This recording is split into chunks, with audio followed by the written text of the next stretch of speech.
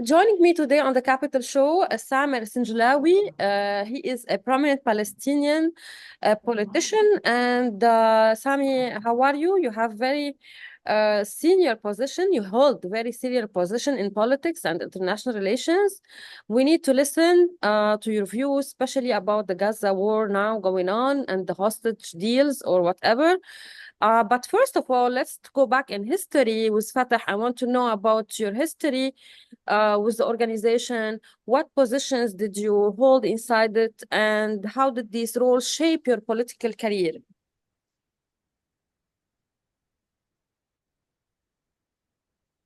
Well, Maria, thank you very much for inviting me. Well, just to let you know, I am a politician since I was 14 years.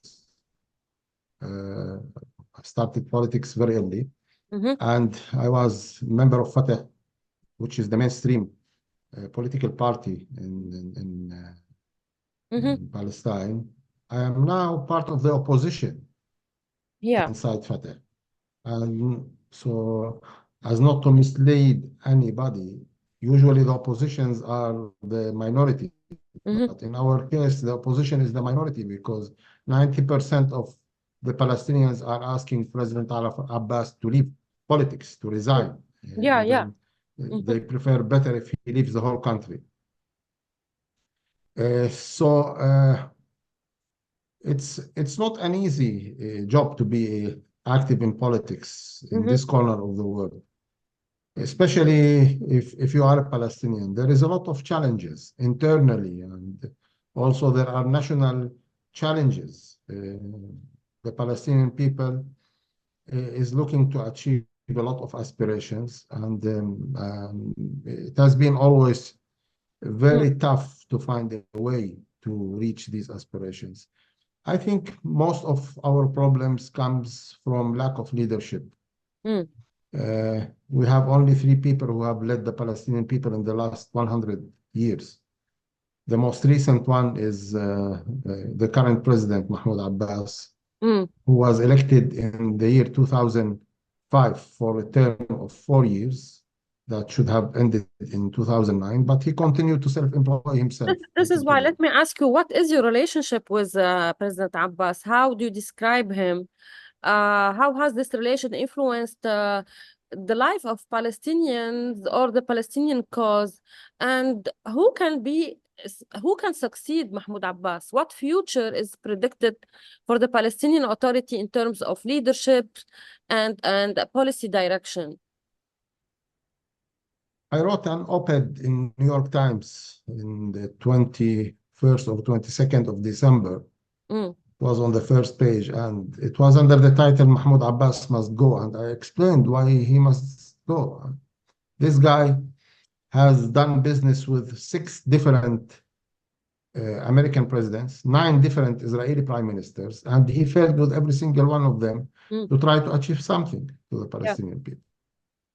Well, I know that there is a lot of challenges. This is not an easy conflict, and it needs a lot of work. It needs a lot of wisdom. It needs a lot of. There should be a number of stars that should align together in order to be able to push things ahead. But even internally, he has not been convincing. He did not bring to the Palestinian people stability, economic growth, or respect, or human dignity. Who can replace him, in your opinion, in the future?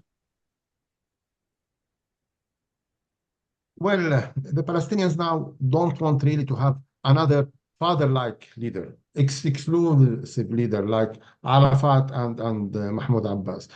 We see that there is a generation of leadership that we respect them. They are very much connected to the world. I think they will be able to create dynamics with the Israelis, with the Americans, with the international community, even with the Arabs. The Arabs now have problem with President Abbas. Among them are Mohammed Dahlan, that is also another opponent to President Abbas. He was expelled and he lives in Abu Dhabi now. He's a consultant to the Emirati President Mohammed bin Zayed. Dr. Nasser Qudwe, who is the nephew of Arafat, a diplomat, he was the PLO representative in the UN. He was a Minister of Foreign Affairs for the PA. He is not corrupt. He is pro-non-violence, is very much accepted and respected by the Palestinian street in the West Bank and Gaza. One of the challenges that we have as Palestinians is the split, the division now between geographically the West Bank and Gaza, and then nationally. Which is better, which is much more better. Any other names? Well, as I told you, the young generation is waiting. We need to see a democratic process that will bring leadership. Yeah. But now, especially for us to be able to unlock the situation of the war in Gaza, we need to present a leadership that, first of all, has the support of the street in the West Bank and Gaza, because now the Palestinians in the West Bank are fed up from the corruption that Abbas brought to them, and the Palestinians in Gaza are fed up from the destruction that Hamas brought upon them. So we need to present leadership that is respected by the street, and we need to present a leadership that is able to work with the donors who are going to put billions of dollars to reconstruct Gaza, and also a leadership that can work with the Israelis in security arrangement in Gaza that will allow the Israeli army to withdraw from Gaza. That's beautiful. Do you foresee a smooth integration of Gaza into a future Palestinian state when the war stops? And what are the main challenges and opportunities for this integration? And will Hamas be part of all of this? Well, I think Gaza, if we work the details carefully, with a lot of responsibility, with cooperation with everybody, we as Palestinians, we will be able to create an entity in Gaza that, first of all, will bring prosperity, stability, will connect the 2.3 million people who lives inside Gaza with the world. I can understand that maybe Israel does not want any connection between Gaza and Israel. Okay, we can lock Gaza from having any contacts with Israel, but we should open Gaza to the world. So if we do this progress, Gaza can be an example of a place that is ruled by Palestinians, that has a lot of liberal values, democracy, demilitarized, not radical, moderate, that is able to improve economics, communication with the world, and does not possess a threat to Israel. If we create that model in Gaza, it will be an incentive to the Israelis to start working, expanding this model in the West Bank, which has more challenges. So I can see that we are heading into this direction. There is no way we will be able to reconstruct Gaza. The donors, the wealthy Arab countries, the USA, will not put 70, 80 billion unless they are sure this is going to be the last war. So to prove that this is going to be the last war, the Israelis need to say, okay, we're walking out, we're not coming back. And the Palestinians need to say, that's it. Gaza will not possess a threat to Israel anymore. This is a good scenario. But let me, because we don't have time and you are rushing for another interview, and our interview is a bit like a splash. We need the main idea and the highlights. So since you have good knowledge about American politics, do you think that the Gaza war will be a factor in the US presidential elections of 2024? And what is your view on the Arabs and Muslims who are voting for Biden and at the same time they are supporters of Hamas? Well, I'm sure that the war has already its impact on the elections. Its major impact. I think, yes, some voters in the USA will decide or have already decided, took a position depending on the war, to whom to vote. And I think, most of those who are not satisfied from the performance or position of the current President Biden are those who are going to maybe not vote to him. So I see that it has already had its impacts, and it will be very almost impossible now to try to shift. I mean, there is no time. We are now in June. The campaign is starting soon. The elections is in November, and we don't see any progress in the war. Mhm. The war is not going to end soon, although there is a lot of efforts from the Biden administration. So I think it's already there. I don't think there are pro-Hamas But there are Arabs or Muslims in there is maybe anti-war uh, camp, very big camp. Maybe there are very small minority who are pro-Hamas. but the I Muslims don't think that. also are taking advantage of the situation, and especially in the camps and the universities. So this is obvious that they don't there is anti-Semitism position here. Well, Maria, I think for me, I do respect any legal, non-violent. It can be some kind of demonstrations among students. What I criticize from the current wave of opposition inside the American campuses is the slogan that they raise. Yeah. I am a very من pro-Palestinian. البحر I إلى spent النهر. 5 years. Yes, I spent 5 years in Israeli jail. I am a mainstream Palestinian, and I say the slogan "From the river to the sea" does not help the Palestinians. It Yeah. is not pro-Palestinian. It is anti-Palestinian. It is anti-Israeli. I think the slogan that should be raised in these demonstrations are release of the hostages, end of the war. And These peace. are the two Yeah. main slogans that bring all Israelis and Palestinians together into something that serves both Israelis and Palestinians.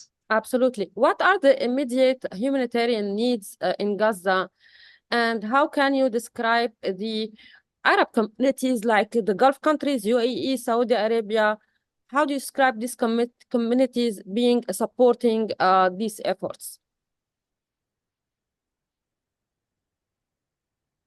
I lost your first part of the question. Sorry, Maria. What are the immediate humanitarian needs in Gaza? And how do you evaluate the role of UAE, Saudi Arabia, and some of the Gulf countries that they are supporting lots of efforts in there?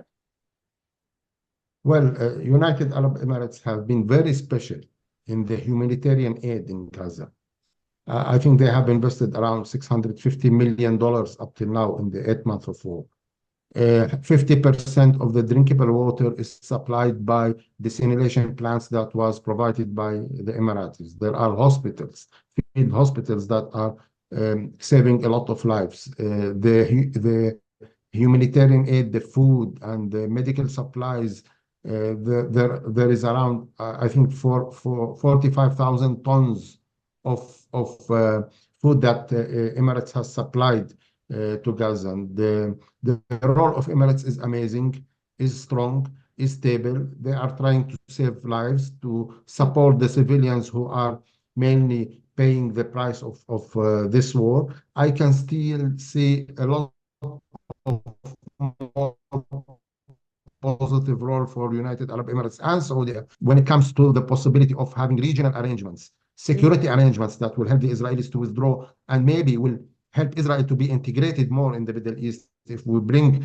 the Saudi now option on the table and start discussing normalization together with arrangements that will help proceed with the Palestinian issue. So, and then the reconstruction of Gaza. So, United Arab Emirates and the Saudi Arabia leading, especially Saudi Arabia, leading the moderate Arab countries, the countries that are wishing to be in advancing the relations for Israelis to help them a little bit accommodate the needs of the Palestinians. I can see a major role for this country. It's happening and it will continue. My last question, Sami, how can the media play a constructive role in the Palestinian struggle for self-determination? What change would you like to see in media coverage to this conflict, and what is your remark on some of the media that they are promoting Iran strategy or interfering badly and working on division, and they want the war to continue? I would like to focus on the Palestinian and Israeli media. I think for Palestinians, we need to start talking about good things of the Israeli side. Currently, the Palestinian media is talking about only bad things from the Israeli side. The same is happening on the Israeli media. The Israeli media talks about Palestinians, never talks to Palestinians, and they always mention the bad things on Palestinians. If our media strategies, both as Palestinians and Israelis, start conveying positive message, I know that the reality is very bad. I know that a lot of terrible things are happening on both sides and by both sides. But we need to start shifting the eyes of the people. Instead of keeping these eyes looking on the past and then continuing to live in the past. Maybe we should shift at least one eye towards the future and bring hope, be optimism, and trying to say, guys, you can work it together. We have trust in you. You are both moderates. You know, now even in polls, we are only tested the trends of violence on both society, which is terrible. Why don't we test the trends of tolerance, reconciliation? If we start talking about these values, both Palestinians and Israelis, by nature, they are peaceful. By nature, the values of the religions of both Judaism and Islam are calling for human dignity, for tolerance, for accepting the others, for nonviolence. If we start raising these issues in the media, in the polls, we can rebirth the Israelis and Palestinians to start believing that they can coexist together, that they are the solution to each other and not the problem to each other.